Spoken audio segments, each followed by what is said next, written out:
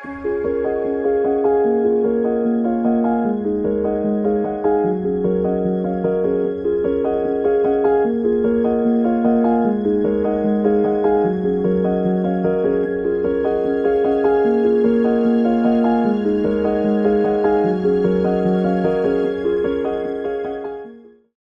everybody.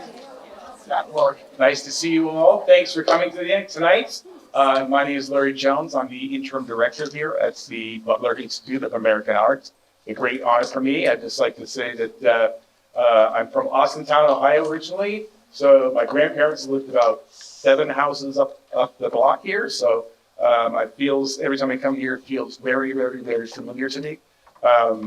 But I'm really excited to be here tonight to celebrate with part of the A250 program that's going on in the United States. The Butler is very excited to be a part of this celebration. The exhibition, Joseph G. Butler Jr.'s Collection of Our Nation exhibition, and this evening's panel event, America250, the art, culture, and history of Joseph G. Butler Jr. are made possible in part by a grant from Ohio Humanities in partnership with the America250-Ohio Commission, which is helping communities across the state commemorate the 250th anniversary of the founding of the United States and Ohio's significant role in that history. It is, for me, it's a really fun thing to do because I think the museums are fun, but hopefully you've had an opportunity to walk around the galleries. Each of the original paintings from Mr. Butler's collection are on 30 or 35 of the paintings are on view. There, you can see them with a nice blue placard with that logo on it, which is really kind of interesting. When he started the museum in 1919, those are the pieces that were on exhibition at the time. And we have an amazing panel here tonight to talk more about that, about what was going on in the country in 1919. And so starting off with Joe Lambert, holds a BA and an MA in history from Youngstown State University. Following college, he worked at the Youngstown Historical Center of Labor and Industry, also known as the Steel Museum, just down the hill. Joe is the author of the 2 books. His first, he co-authored with Rick Shale. It's entitled First Citizen, The Industrious Life of Joseph G. Butler Jr., a biography of the industrialist and philanthropist who founded the Butler Institute. Joe's second book is The Political Transformation of Data Todd, covering Ohio during the height of the Civil War. This book examines the wartime governorship of the Mahoning Valley's Data Todd and his shift from Democratic partisanship to Union Party loyalists. It was awarded the 2025 Governor Thomas Worthington Award for Best Ohio biography, not autobiography, sorry about it. It's from the Ohio Genealogical Society. So please welcome Joe. Traci Manning, from the Mahoning Valley Historical Society, curator of education, oversees the Historical Society's outreach and educational programming. Before coming to MVHS in 2012, she spent 6 years with the National Park Service as an education and interpretation park ranger at various sites. She holds a BA from Gettysburg College and an MA from Shippensburg University. She serves as a board member of both the Ohio Local History Alliance and the Ohio Museum Association. Please welcome Traci. Paul Rohrbaugh. Paul is a retired teacher, librarian, and YSU professor of education. He has extensive publications in local, educational, library, and military history, as well as being a recipient of YSU's Distinguished Service Award from 2002, the Student Service Award 2003, the Ohio Council of the International Reading Association Celebrate Literacy Award from 2004, as well as 3 Charles S. Roberts Awards for Excellence in Historical Game Design. Please welcome Paul. And last but not least, Dante. So Dante Bernard is a 2019 graduate of YSU, also honors college with a bachelor's degree in history. Since 2023, Dante has served as the museum educator for the Mahoning Valley Historical Society, where he spends many of his days educating the students of the Valley on the rich history of our area. Beyond his role with MVHS, Dante is also a board member of Youngstown Football Theater, and he has very recently concluded his term on the Youth 250 Bureau, a nationwide initiative working to help the younger generation see themselves reflected in the commemoration of America 250 celebration. So would you please welcome Dante? So this is going to be a free-for-all of questions. I have a bunch of things prepared. Nobody's really read these. Hermetically sealed in the bag over here. I just wanted to start off by saying this building opened in 1990. It was opened in 1990, but they started thinking about it in 1917. In 1917 was the beginning of World War. By 1919, it was the end of World War I. And so politically, what was going on in the United States, what was happening in Youngstown at that time, when we think about the political points of view that people had during a World War. And here we have a gentleman who says, I want to make a building and I want to open up my art collection to the public for free. And he thought about it, and then he followed through with it, and it was during the war. And so I want to just open up with you guys. What was it like in Youngstown, Ohio in 1919 when he started this idea? I think when we think about Youngstown at the time, we're talking well over 100 years ago, and we need to go even further back than that. We're at a time in Youngstown where the steel mills are making even this area up here on Wick Avenue, the house is covered in soot and dirt and smoke and smog. There is so much happening with immigration. There's so much happening with labor reform at the time. In 1916, the East Youngstown riots happening over there. So this isn't a happy time in Youngstown. And similar things are happening across the country. And then World War I's already happening in Europe. We're not officially involved as a military power yet, but our steel mills, so many of them are already producing for the war effort for our allies in Europe. So steel production is definitely increasing. And as we're kind of getting closer and closer to the U.S. joining the war, we do see a little bit of a shift in this idea of patriotism. We're, from Youngstown, already sending medical officials to World War I by 1917. So there's a lot happening kind of politically at the time with labor reform, social movements, things like that. And when you think just about the disparity as well, we'll probably get into this a little bit more later. We're up here in Wick Avenue. This is Millionaires Row, right here where we're sitting right now. There's only a few houses left, but less than a mile away was Christ Mission, which were tenement houses right downtown. So there's a massive disparity here. So having this type of art collection here on Wick Avenue, I don't know what it would have been like to come from downtown, to come from the tenement houses up here. So it'd be interesting if there were stats on that, but we might get into more of that a little bit later. So Youngstown's very much a changing area in 1917, 1918, 1919. And I'm sure we'll talk about one of the biggest reasons this place happens, and that, of course, is the fire that happens at Butler's home in 1917. Against this backdrop of World War I, as Traci mentioned, we were kind of hesitant to get into the war. President Wilson wanted to keep us out and campaigned on his second term to keep us out of the war. But eventually we got in, and more specifically, what was happening here in the Mahoning Valley, because of the draw of employment opportunities at the local mills, there was a tremendous influx of immigration coming from Europe. I read a speech recently that Butler gave himself, and he quoted 70% of the citizens of the Mahoning Valley were of foreign descent, or actually immigrants, I'm sorry. So these immigrants are coming over and they're settling in different pockets throughout the Mahoning Valley. And, we're going to have to talk about Americanization, the process that was taking place, where, we want to make sure that we're not losing that American identity. And we wanted to teach these European immigrants American values, the American way of life. And so there was an effort, a very concentrated effort going on, not only in society itself, but especially in the mills, to Americanize these workers. And part of that reason in the mills is, when I used to work down at the Steel Museum, there's a poster, I think, that's still hanging downstairs of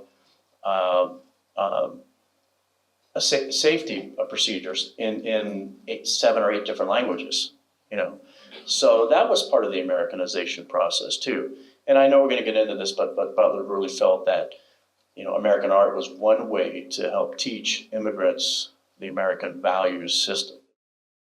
Paul, maybe you could talk a little bit about the fact that this is the first museum in the United States dedicated to American art. Yes, and for Mr. Butler, what's even more remarkable, he felt very strongly that, the steel mills and having a robust economy was vital for democracy to prosper. And he felt, obviously, artwork was an important element in not just educating Americans about their culture, but allowing it to grow. And he was also very proud of the history, American history. He was a lifelong boyhood friend of William McKinley. And right before he starts this museum, he's building the McKinley National Birthplace Memorial, also during World War I. He's able to mobilize, and that is the very first presidential memorial that was authorized by Congress that was actually completed. It was the second one that was authorized by Congress. Lincoln's was first, but the one in Niles was finished first.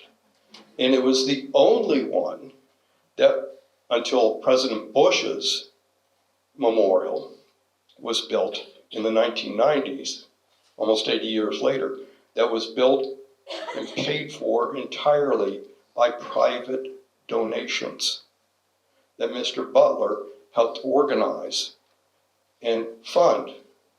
So he's done that, and now he's doing this. And at a time when materials are scarce, money's tight, incredible stresses from the war, but he's pulling it off. I think sometimes we forget, especially now, that how important the Mahoning Valley was to the nation. The steel that was being put out in the Steel Valley was almost half of what our country produced. And what we produced in this country was more than all the other nations did combined. This was a nexus for a lot of things in our country, politically, economically, and now thanks to this wonderful place, the very first museum dedicated exclusively to American artists, culturally. Dante, maybe can you talk a little bit about the importance of this? The easiest answer to this boils down to patriotism, right? So not to echo what has already been set up here, but following the end of the Great War, patriotism had never been higher than it was in this nation. And so to have a museum dedicated specifically to American art within the city is only going to further emphasize Youngstown's growing reputation as the place to be. And so at this time, the time that the museum opened its doors, Youngstown boasted a population of roughly 140,000 people just in the city. And so this number would only continue to grow for the next roughly 30 years, getting to a point where we're hitting nearly 170,000 people in the city limits. This is also the same time that Youngstown sits at the center of the second largest steel district in the entire nation. And so 1 mile west of Youngstown sat the heaviest traffic point in the United States. This was an area where the tracks of the Erie, Pennsylvania, Pittsburgh and Lake Erie, B&O, and New York Central Railroads converged. Youngstown also at this time was home to 49 public schools, the beautiful Mill Creek Park, of course, and several other smaller picturesque parks, including Wick Park, which, looking at some of those historical pictures of it, was absolutely breathtaking. And of course, we have a very swiftly growing film and music scene here, right? So again, Youngstown is the place to be, and it's only becoming more and more like that. And so there was this idea of maybe there is a demand for a fine arts institution, and there absolutely was. The week that the museum opened, so a quote from the Vindicator, from October 19th to the 25th of 1919, 5,005 guests patronize the galleries, which puts that at an average of 715 people a day. Right, so again, this is a time where we have very strong economic disparity, and seeking out entertainment oftentimes costs money. And so when you have such a large population seeking something a little bit less grim than what you might be seeing day to day working, having something like a free institution you can come back to every single day if you wanted to is only going to make people more patriotic, more proud to be from Youngstown, and I guess really improve the quality of life. I was just going to add, that's 700 people in that one. Yeah. It hadn't been added on to yet. But I would also say, not only not added on to yet, the central, when you walk through the front door, it's basically exactly the way it does. The two galleries on each side were 2 stories tall. Why put this here? There were houses on every single side, right? Wick Avenue at the time is, like I said before, this is Millionaire's Row. This is mansions from top to bottom. At the time, Youngstown College really hasn't expanded too much, so we're not competing with what becomes YSU, but there are just mansions all over the place, and Butler's house itself was across the street from here, and we've mentioned this 1917 fire, and when that fire happened, so much of his collection was destroyed. I think there were some pieces that were maybe out, were lent out to somebody else, and some of the collection was saved just by virtue of not being at the house itself. But that's why he reached out and initially had wanted a fireproof museum. And that idea of having a fireproof museum is, I mean, we all wish we could have a fireproof museum. It's not really possible, but that was kind of the idea. And he reaches out to an architecture firm. I'm totally going off of Wick Avenue now. But he reaches out to an architecture firm, McKim, Mead & White. So I do that every time. McKim, Mead & White. And they were known for some of the most amazing Gilded Age buildings in this country, primarily working in the New York City area, of course, working in Niles for the McKinley Memorial. So this was arguably one of the finest architecture firms in the country, and that's who he wanted to build this.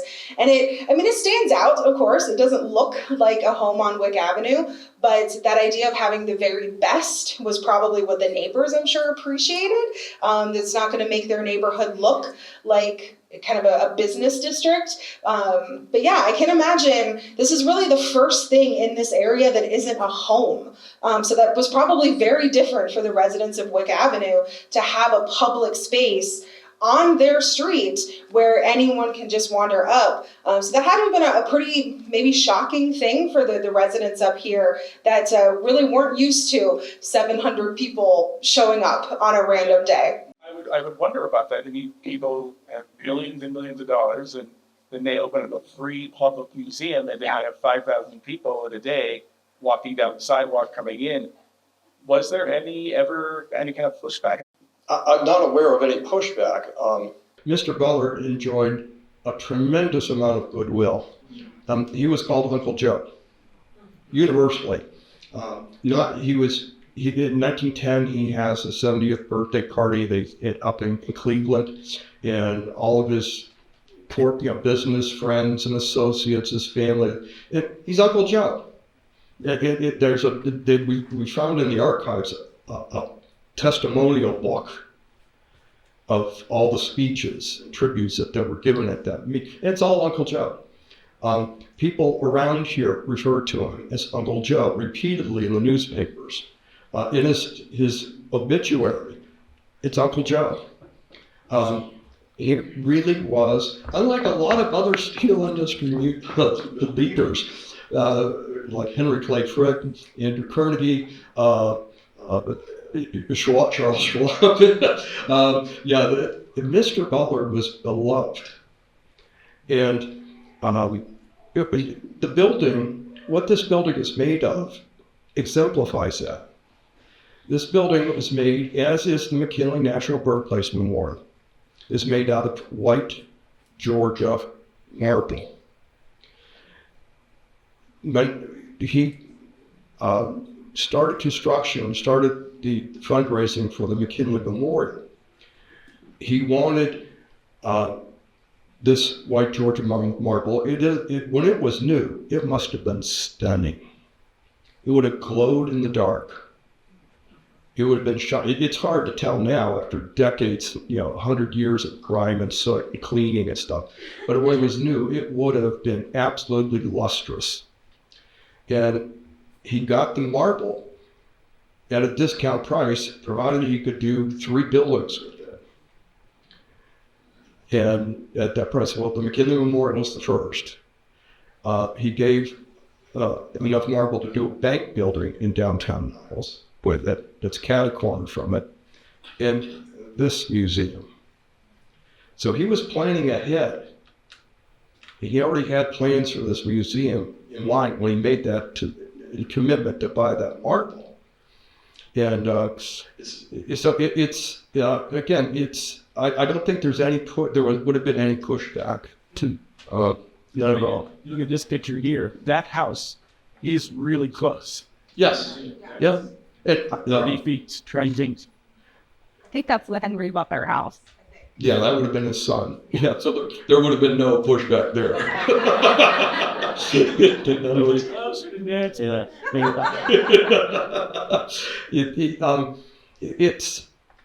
I will also point out that when he got the marble for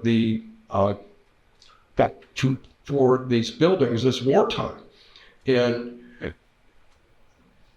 a lot of it's going initially for the first project was for the McKinley Memorial in Niles. And the Georgians, the Georgia firm and state legislature had no problem having their marble used for President McKinley's memorial and whatever else Mr. Butler wanted to use it for. They absolutely did not want any of it going for that other Republican presidential memorial. And they actually passed laws in the Georgia state legislature forbidding anyone in the state from providing any material, labor, or assistance for the Lincoln Memorial. That wasn't the case for what Mr. Butler was doing. I'd like to add, too, that shipments of that marble was delayed during the construction of this project, not because it was hard to get, but primarily because of the demands of rail transportation for the war effort. But getting back to Butler as this enduring Uncle Joe figure in the community, it goes back to his childhood. His formal schooling ended at the age of 13 when he took a job at the James Ward Company, working for his father in the James Ward Company store. But Butler was the type of guy where he noticed, these younger kids working in very dangerous jobs in the Ward mill as pull-up boys, working with molten iron. And he really felt for these kids. And so he approached James Ward and asked if he could put on night classes for these kids. And Mr. Ward certainly gave his approval. And so he set up night classes for these young guys, and it was so well done that even some of the older laborers would attend the classes. And Butler was a type of guy like Paul was saying. This is a time where we also have the term robber barons, which is an unflattering description of some of these industrial elites. And Butler seems to get through this period without any of that soiling his reputation. In part, I've argued, he's one of these guys where, he gets down among the citizens and works side by side in trying to raise money for certain projects, such as at St. Elizabeth Hospital, where he led that campaign. There's a famous story where a young boy hands him a penny, right? I think that penny was on display at CNE's, right? Yeah. So to Paul's point where, this is this Uncle Joe grandfatherly figure, I think is very accurate. And I just think it's a testament to the type of person that he was. Many of the pictures I've seen, he's surrounded by young kids. There's that famous photo of him on the back of a caboose or a rail car, and there's 50 kids in front of him. Going on with this story a little bit. So we're gonna talk a little bit about Dante and my organization here, the Mahoning Valley Historical Society, because as much as this museum wouldn't exist without Butler, our organization would not exist without Butler. And I want to take it back to around 1908, and the kind of interest in local history had started to fail. You know, people were kind of not into it, even though we were founded in 1875. And he's on one of the organizing committees for this Old Home Week. And so he's, older in life. He's already well established as this Uncle Joe figure, this kind of industrialist figure. But he is organizing this Old Home Week to bring people back to Youngstown. So this idea that you're going to have maybe expatriates, your family that's moved away, they're going to come back, and it really rekindles a love for local history. And he spearheads our organization's incorporation with the state the following year in 1909.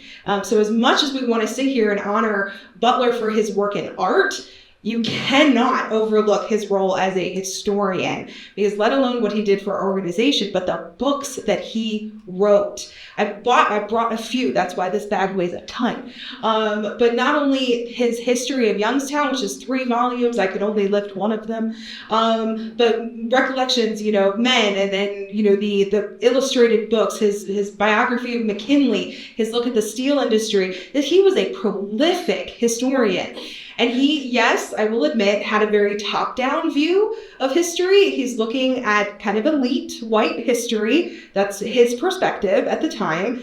But he dealt in fact. And so we are consistently going back to these books to get his information. And without Butler, yes, we would not have this organization, but there would be so much history of the Mahoning Valley lost without the work that he did. Yep. So just want to add, before we get too far away from the placement of this museum on Wick Avenue, so don't see a lot of pushback, but I will say only a few years after this museum opens its doors, the YMCA Association School starts to very quickly start buying up properties along Wick Avenue. And those properties are then used to house the night schools. They're becoming increasingly popular. A lot of people, after they get off work, going to learn law, engineering at these YMCA schools. Only a few years after that, Youngstown College opens its doors. And so once that happens, this museum finds itself settled in the middle of a university. And not long after that, liberal arts classes start opening up in some of these properties. So this really starts to become a arts corridor very, very quickly after these doors open. I want to pose a question to Traci. I may put you on the spot, but was this property Henry Wick's property? I can look that up. Yeah. Like, Oh my God, have we started stumping each other? I want So we did a Wick Avenue walking tour several years ago, so I can look that up. So I have the script. Yeah, I thought that Henry had donated his lot for an art museum, because I know he and his wife Millicent were very involved in the initial art society coming together in the 1910s. And building on that, another reason I think it was put here was because Mr. Butler had founded in February 1915 the Mahoning Valley Institute of Art, and they were holding art exhibitions in the lower level meeting room of the new Reuben Nicollet Library. And those were enjoying a tremendous amount of success. And these are exhibits of well-known, very famous American artists, notably Burge Harrison, who Mr. Butler was very close friends with. He had an exhibit just featuring his works, several others. And Mr. Butler enjoyed a tremendous amount of goodwill with many American artists. And it was, for those inaugural works that we have, got a lot of those, a fair amount of those were given at substantially discounted prices by the artists because they were so delighted and so proud to be featured in the first museum dedicated to American artists. They were the letters, the correspondence, the archives all bring that out, and so it's so to a great extent, the building is one thing, but the artwork that's going into it is a demonstration of the goodwill and respect and pride that Mr. Butler had for those artists and they and him. I think it's an amazing thought to think about taking ourselves back to a time with no TV, no radios, no TikTok, no phones. How did he even know who these artists were? I mean, I'm assuming many of these artists were Chicago-based, New York City-based, or not in Youngstown per se, especially in 1919. How did he build his collection? How did he know what to buy? Who was helping him, or was he doing it all on his own? I know some of these artists, these American artists, were just starting out, and Butler.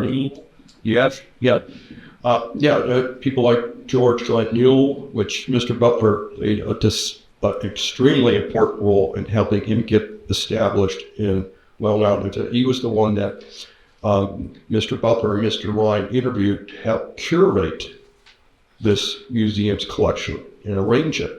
So he's the first curator. Joseph Henry Sharp, Burge Harrison, already mentioned. Primarily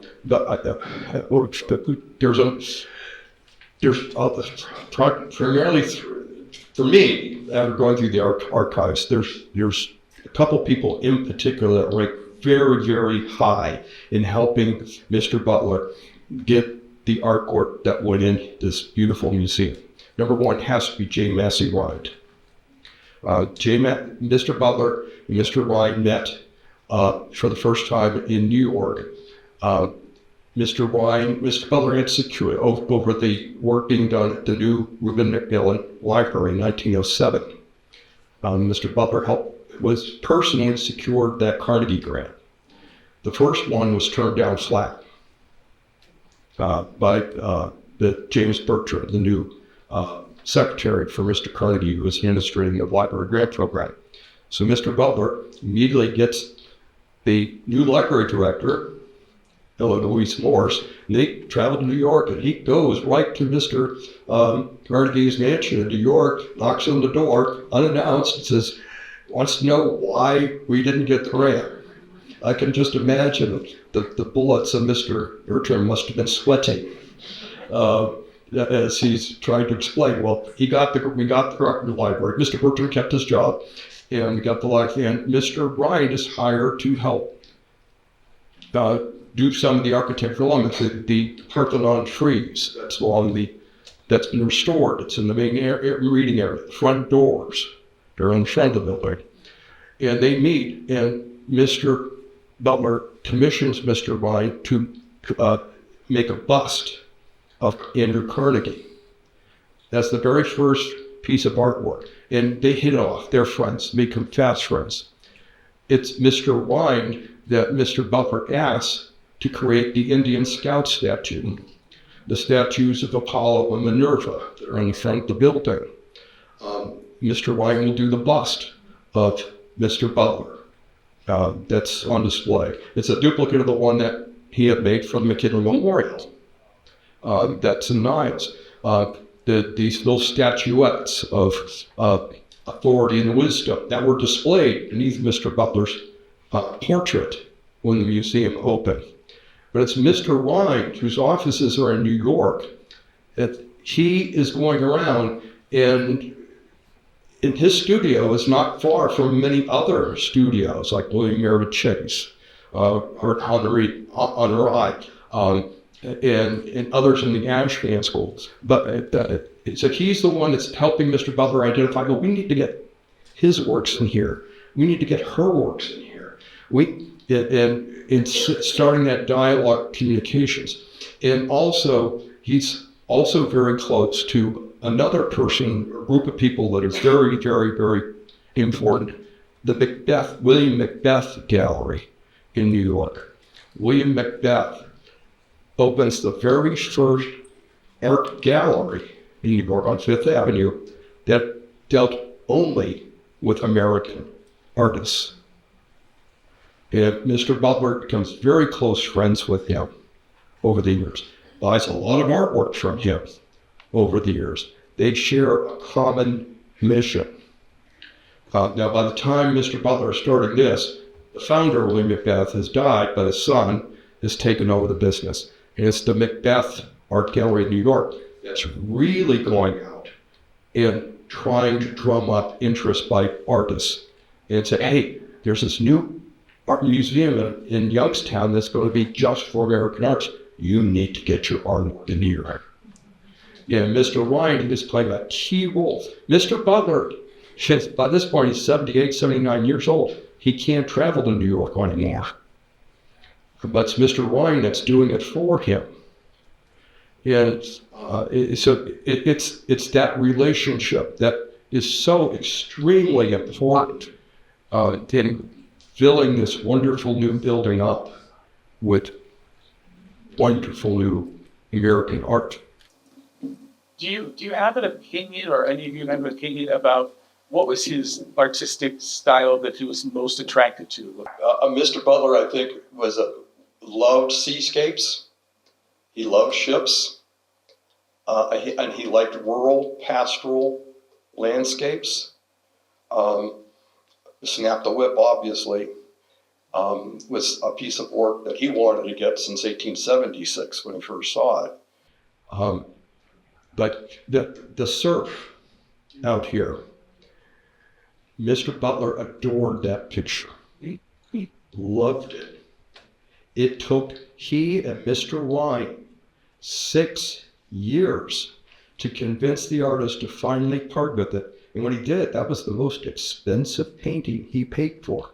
It was like $6,000 in 1919 to get that. How much did an average steel worker in Youngstown make? An unskilled worker was making roughly $0.25 an hour.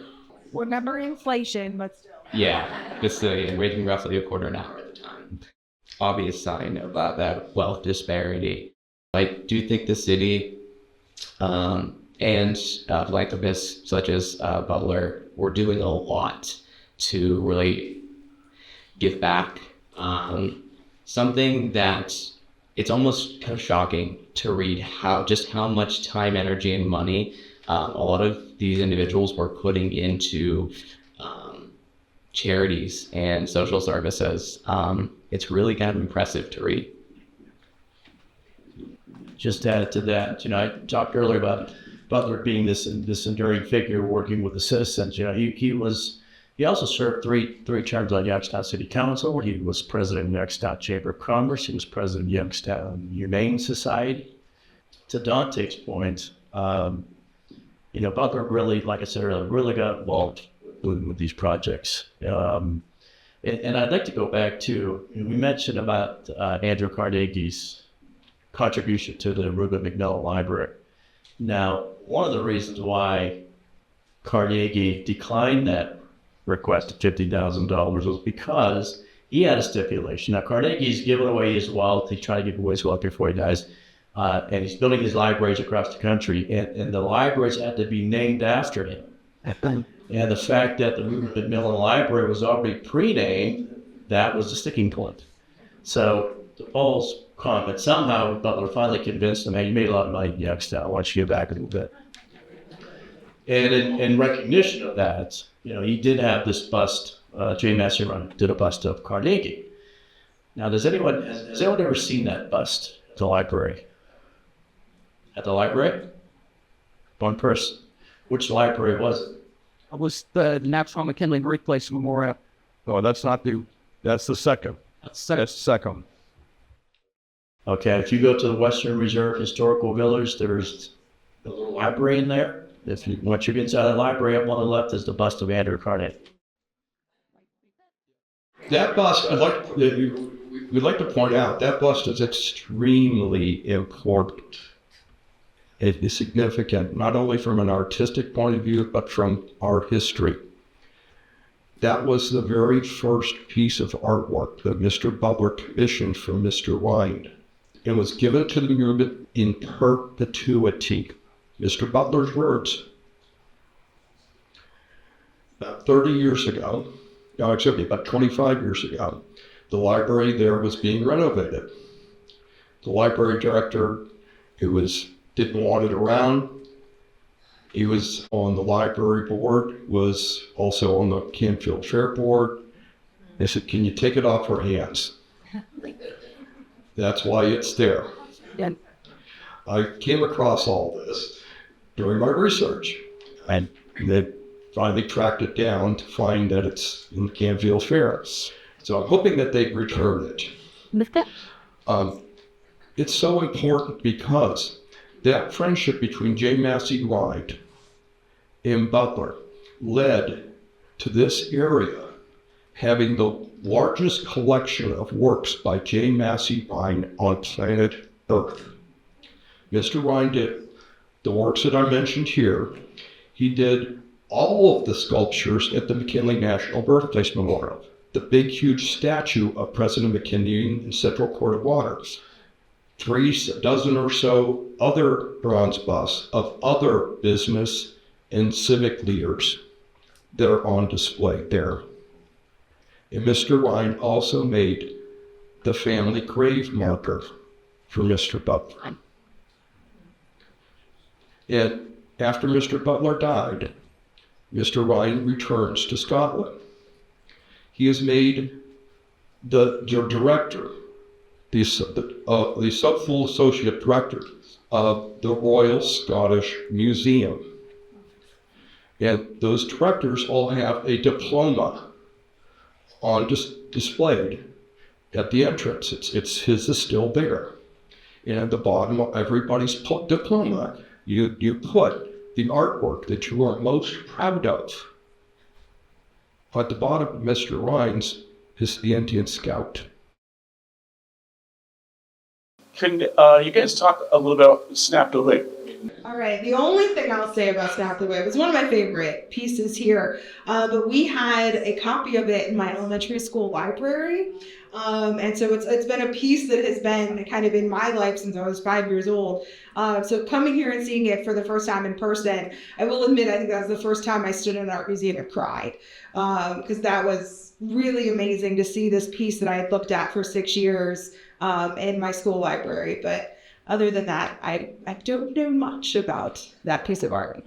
Butler really, I forget what year that painting, 1876, yeah, that he first saw it, and he fell in love with it because it reminded him of his own school days that he and McKinley attended. And so it just brought back memories of his childhood, and he fell in love with it. And the memorial stands on that location now where the schoolhouse stood. Yeah. Yeah, Mr. Butler saw that painting at the Philadelphia 1876 exhibition. Mm-hmm. The exhibition celebrated its centennial. He immediately wanted that picture. However, I believe the asking price at the time was $2,000, and he couldn't afford it. His wife said they couldn't afford it. No, dear. And immediately, as soon as they got back to Youngstown, they both regretted it. But by that time, it had been bought. And so he spent years trying to get it back. And eventually, with the assistance of Mr. Rind, they were able to acquire it. And of course, now it is one of two. There's another one. It doesn't have the same background. I think Winslow Homer, I don't think he'd ever admitted it, but I think we've got the better one. And of course, it's become an icon for our community. How much did he pay for it? I'd have to look it up. It's in the archives. It's in the article I wrote, but how much he paid for it. It was more than $2,000. He got it basically, I think, in 1918, right before this museum opened. 42 years. Yeah. I mean, that and the surf are probably the two ones that I can find in the archives that had the most time invested in acquiring for the museum. When he opened the museum, had all these fabulous pieces of art, what was he living with at that point? What was in his house? He doesn't describe that in a letter to Mrs. Chase, the widow of William Merritt Chase, and some of the other artists who are coming to the museum and to Youngstown, or would like to come to the museum, but they would also like to see him and visit with him. And he begs off because he says my house has been turned into a hospital. On December 5th, this museum opens formally in October 1919. They were going to have another opening in December to coincide with his birthday. He would have been turned 79. However, on December 5th, 1919, he gets off the trolley car at the corner of Wiccan and Lincoln Avenue, is run over by a car. He's carried into his house, horribly injured. He does eventually recover enough so he can obviously do work. He helps put together the 1925 exhibit here. And he helps get more. He's still buying artwork, he's still working with Mr. Rind and other artists and corresponding, but he's never fully recovered. He's in a lot of pain. And but he was tough. He was tough. Where is he buried? He's up on he and several of his wife, several of his other family members are up on the Belmont Avenue Cemetery. The main entrance is right across the street from Firestone tire dealership there. If you go in, take the first left, and you'll bear to the right, and there you'll see it. It's on the left. The Butler Great Park. It's huge. It's very big. It's by J. Massey Ryan. It's flanked by two angels who are crying, and it's quite impressive. When I see it now, I understand who made it, and it was the last work of art made by Mr. Ryan for Mr. Butler. It still touches me personally. It's something to see. I encourage all of you to go and see it. He's not far. I always wondered why he was buried there. Why isn't he in Oak Hill? Right. It was relatively new, and he was only. He writes in his recollections of an event. He was never considered himself very religious, and he was He only converted to Christianity, Episcopalian church, just about a year or two before his wife dies. So I don't think he was very comfortable being put in a cemetery that had a lot of established religious sections. This is pure conjecture on my part. But that cemetery was very new. And that's probably why he decided to have his family and have his remains laid to rest there. The funeral was quite big. It was probably the largest funeral in our city until maybe Congressman Curran passed away. And there were special trains that brought people in. And bear in mind, a lot of people were coming anyways for his birthday. He died the day before his birthday on December 20th. He was born on December 21st. It was a huge turnout for Uncle Joe. And again, in the obituary, in the Vindicator, he's referred to many times as Uncle Joe. Maybe each of you could just tell us a little about the most surprising thing you learned in all your research, knowing about Mr. Butler. What's the thing that kind of like stands out in your mind, or the most interesting thing? I mean, clearly, not many people get to have an incredibly successful career and then create something and then 107 years later, we're still talking about it. I think, for me, going back to just the history angle of it all is that, like you just mentioned, this was really a second career for him. The industrial work he had done, that was over with. He had retired, he moved away from that. And then he just devoted the second half of his life to civic and cultural engagement, whether it's through art, whether it was through history, whether it was through community events, other philanthropy, those sorts of things.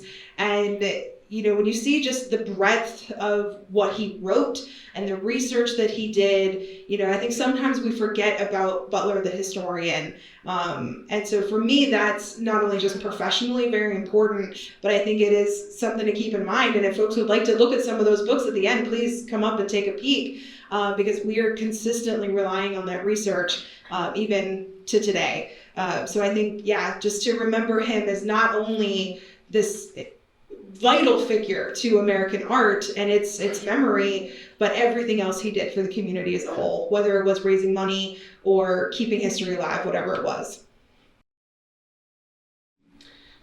I would say one thing that kind of stood out that was pretty interesting was that Joseph G. Butler Jr. seemed to have quite a few ties to some, I guess, feminist movements locally. He seemed to be himself a pretty big feminist beginning of the 20th century. And part of that, I guess one thing that really pops out is prior to the actual building of the Institute of Art, we had the Mahoning Institute of Art, which was just the committee that was putting on these galleries. Then prior to that, we had the Youngstown Art Association, which was just this committee to try to get a permanent art association in the city. And of the 10 founding members, 7 of them were women. And Butler was one of the 3 men in that committee. So I just thought it was very interesting to see, again, I mean, this is over 100 years ago, and just how, I guess, progressive he was. It jumps out from time to time. Yeah, I'd just like to add, it was founded in February 1915 by those people. But a year later, February 1916, all the members of that board were women. All of them. For me, the most surprising thing, my career began as a teacher, and I was really struck how important it was to Mr. Butler that this not just be a place to exhibit art, it was be a place where people came to learn about art, their culture, and grow to value it and appreciate it. The education, that's why it's called an American Institute of Art. It's just not a museum. This is an educational institution that uses art to make our lives better and to make our community better. That was, to me, the most profound thing. It comes through all the archives, in almost all the correspondence. Well, one thing I'd like to point out, Traci's comment, he had this second career after his industrial position. I can't put that aside, but Paul mentioned earlier, he had this great celebration on his 70th birthday. All these big projects that we're talking about took place after that. And a lot of them took place after he was injured in that automobile accident. And so he still had this spirit. His writings, right? I mean, they all took place after he was 70 years old. Now, granted, he was laid up at home, but still, he found something productive to do. I remember too, doing all this research on his life, and I remember one thought coming to mind. It's like, man, this guy really loves Youngstown. I would just envision him, with this symbolic flag that said Youngstown on it. And the name of Dr. Shale's book and mine was First Citizen. It could be First Ambassador or Youngstown's Ambassador. And I think about that a lot. And I've given talks about the book and Butler and too much of our recent history has been the focus. And when some of us were talking before tonight's event. And there's so much that this Mahoney Valley has to be proud of. You know, we've had tough times over the years like any other place, but we've got that gut. But, you know, we keep discovering, I think, you know, and there's many guys and gals that aren't on the stage that are discovering, you know, with new books that are coming out constantly on some facet of local history. That is just something to be proud of. And, you know, that's one thing that I was admired about Mr. Butler was that he was very proud of where he was from and the role that he played in the iron and steel industry. And, you know, the point that somebody made too, that he wanted Youngstown to become a center of art just as much as it was industry. So with that, I think we're going to wrap it up. So thank you all so much.